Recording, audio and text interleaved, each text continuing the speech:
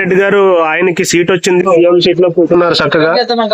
So వాళ్ళ సీట్ల గురించి ఎవరి గురించి వర్గం కానీ ఇటు ఏ రకంగా అయినా ఇటు సర్పంచ్ ఎన్నికలు కూడా జరగకుండా పెంచుకోకపోవడం జరుగుతుంది. అసలు సర్పంచ్ ఎన్నికలు జరగకపోవడం వల్ల అవసరమా సర్పంచులు? సర్పంచ్ ఎలక్షన్ జరగబడి రాష్ట్ర ప్రభుత్వానికి చాలా నష్టం జరుగుతుంది. గవర్నమెంట్ స్టేట్ గవర్నమెంట్ సత్సంబంధాలతోని ఇవాళ సెంట్రల్ నుంచి గ్రామ పంచాయతీలకు నేరుగా నిధులు గ్రామ పంచాయతీ అకౌంట్ పడతాయి. ఒక మనిషి గ్రామంలో నివసించే ఒక మనిషి ప్రజల పైన ఒక్కొక్క మనిషి మీద 140 రూపాయలు గవర్నమెంట్ నెలకు జమ చేస్తుంది. ఇవాళ ఈ గవర్నమెంట్ ఈ ఎలక్షన్ పెట్టకపోవడం వల్ల గ్రామాలలో ఉండేటువంటి ప్రజలకు సెంట్రల్ గవర్నమెంట్ నిధులు ఇవ్వడం బంద్ చేసింది. ఎందుకంటే సర్పంచ్ లేదు, మీరు ఎలక్షన్ పెట్టారు, మేము ఎవరికి డబ్బులు వేయాలని చెప్పేసి ఇలా 16 నెలల నుంచి టైం అయిపోయి 16 నెలలైనప్పటి నుంచి కూడా ఎలక్షన్ పెట్టకపోవడం ఇలా 16 నెలల డబ్బులన్నీ కూడా సెంట్రల్ గవర్నమెంట్ ఆపేసి ఉంది. ఇలా రేవంత్ రెడ్డి గారు చూసుకుంటే గిట ఆయన కుర్చీ మీద ఉన్నటువంటి ప్రేమ వేరే వాళ్ళ కుర్చీల మీద ఉండదు. ఆయనకు నాకు పదవి ఉంది, నాకు అన్ని అనుభవిస్తామని తప్ప మరి గ్రామ స్థాయిలలో గానీ ఇలా క్షేత్ర స్థాయిలో గానీ ఇలా ఎందుకు ఎలక్షన్ జరపాలని చెప్పేసి వారు పెట్టలేకపోతున్నారు. అంటే వారికి ఏంది, నా సొంతము నాకు పదవి ఉంది కదా జరిపోతుంది, వేరే వాళ్ళ కోసం నాకేందనే ఉద్దేశంతో రేవంత్ రెడ్డి గారు ఉన్నారని చెప్పి తెలియజేస్తున్నా. ఏదేమైనప్పటికీ కూడా ఇప్పటికీ గవర్నమెంట్ 1500 కోట్ల రూపాయలు ఇలా గవర్నమెంట్ గ్రామ పంచాయతీ నిధులకు చెల్లించేది ఉండే. ఇలా ఇప్పటికి కూడా చెల్లించలేదు. గ్రామ పంచాయతీ ఎలక్షన్ పెడితేనే సెంట్రల్ గవర్నమెంట్ ఫండ్ రిలీజ్ చేస్తా అని చెప్పి తెలియజేస్తుంది. అంటే ఇప్పుడు సర్పంచ్ అనే ఒకటి లేకపోతే ఆ ఫండ్స్ రావడం కూడా రావు. అసలు గవర్నమెంట్ సర్పంచ్ ఎలక్షన్ పెట్టాలి, ఎలక్షన్ జీవో ప్రకారం ఎలక్షన్ పెట్టి గ్రామ సర్పంచ్ ని పెట్టిన తర్వాతనే గ్రామ బాడీని పెట్టాలి. గ్రామ సర్పంచ్ ఉన్నటువంటి వార్డు మెంబర్స్ కానీ ఎంపీ మన ఉప సర్పంచ్ కానీ పెట్టిన తర్వాతనే ఆ గ్రామ బాడీ బట్టి అక్కడ ఉన్నటువంటి సెంట్రల్ గవర్నమెంట్ నిధులు ఇస్తుంది ప్రతి మంత్.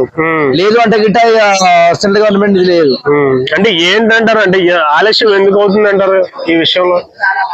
బీసీ గణనాన్ని తీసుకున్నారు, అది దేశవ్యాప్తంగా ఉన్నటువంటి సమస్య.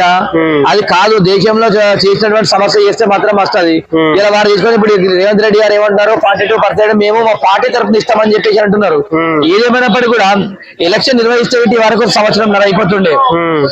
ఈయనకు ఎలక్షన్ పెట్టాడు, ఎలక్షన్ మీద చిత్తశుద్ధి లేదు, ఎలక్షన్ కు పెట్టడానికి కూడా భయపడుతుండే. మరి అసలు గ్రామ పంచాయతీ ఎలక్షన్ కు ఉంది, పార్టీకి సంబంధమే లేదు. ఎందుకంటే ఇది వ్యక్తిని వ్యక్తిగతంగా చూసే జరిగేటువంటి ఎలక్షన్ కాబట్టి కంపల్సరీ పార్టీకి ఎలాంటి ఇబ్బంది జరగదు. గ్రామ పంచాయతీ ఎలక్షన్ పెడితేనే సెంట్రల్ గవర్నమెంట్ ఫండ్ వస్తుంది, ఇలా ప్రజలు కానీ గ్రామ స్థాయిలో అభివృద్ధి నడుస్తుంది.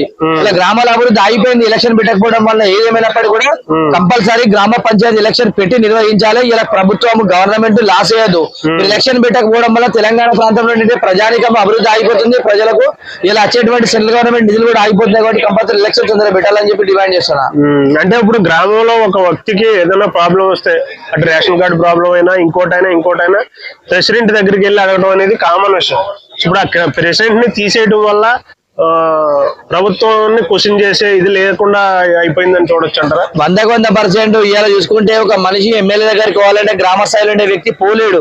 లోకల్ లీడర్ లాపడం గానీ భయపడడం గానీ అక్కడికి సమస్య ఏం చెప్పుకుంటామని. ఇలా మనకు నేరుగా సర్పంచ్ ఉంటే, ఇలా సర్పంచ్ అంటే గ్రామానికి తండ్రి లాంటాడు. ఏ సమస్య వచ్చినా కూడా గ్రామంలో ఉన్నటువంటి ప్రతి ఒక్కరికి కూడా ఒక జవాబుదారీగా ఉండి ప్రతి ఒక్కరికి సమస్యలు పరిష్కారం చేస్తారు. కాబట్టి కంపల్సరీ గ్రామ సర్పంచులు ఉంటే పెద్ద లీడర్లకు కూడా పని తప్పుతుంది. ఇలా గ్రామంలో ప్రతిదీ కూడా ఎంబడి ఇవ్వగానే ఊరి ఏమైంది, పరిస్థితి ఏంది, నీళ్ళు వస్తున్నాయా, డ్రైనేజ్ వ్యవస్థ ఎట్లుంది, ఎవరి మంచి అయిందా చెడైందా ఏదైందా అని చెప్పి కూడా ప్రతి కూడా గ్రామ సర్పంచ్ చూసుకుంటారు. కాబట్టి కంపల్సరీ గ్రామ సర్పంచ్ ఉంటేనే గ్రామం బాగుంటుంది అని చెప్పి తెలియజేస్తున్నా.